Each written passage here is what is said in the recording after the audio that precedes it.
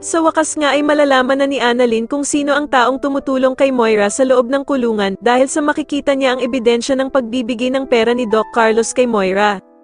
Kaya naman ay sobrang ikakagalit ito ni Giselle nang ipakita sa kanya ni Annalyn ang ginagawang pagtulong ni Doc Carlos kay Moira. Samantala matapos nga ang ginawang pagtulong ni Annalyn sa isang inmate ay madaming ang hihingi sa kanya ng tulong upang magpa-medical sa kanya.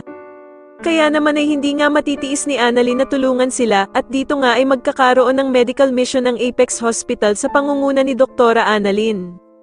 Sa kabilang banda naman ay ikukwento nga ni Annalyn sa ina niyang si Lynette ang naging pagpunta nila ni Giselle sa kulungan kung saan naroroon si Moira.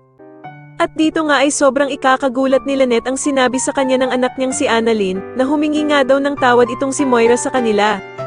Kakabahan namang maigi si Doc Carlos nang ikwento ni Annalyn ang sinabi ni Moira tungkol sa kasabwat nito dahil sa titignan nga siya ng masama ni Annalyn. Samantala ay saktong ang magiging pasyente ni Annalyn ang anak ni Madam Lotes na si Carla na nalalapit na nga niyang maoperahan. Sasabihin naman sa kanya ni Carla na gustong-gusto na nga daw niyang makita ang kanyang ina at masamahan siya nito sa gagawing pag-opera sa kanya, subalit hindi naman ito maaari dahil sa nakakulong nga daw ito. Kaya naman sa sobrang pagkaawa ni Annalyn kay Carla, ay gagawa nga siya ng paraan para makapag-usap ang mag-ina. Sa kabilang banda naman ay ikukwento nga ni Lynette kila Aling Susan at Diyosa, na duda nga daw siya sa sinasabi ni Annalyn sa kanya ng pagbabagong buhay ni Moira. Sasabihin naman ni Aling Susan na baka nga daw gumagawa lang ng paraan itong si Moira para makapaghiganti kay Lynette at dito nga ay si Annalyn daw ang ipapahamak nito.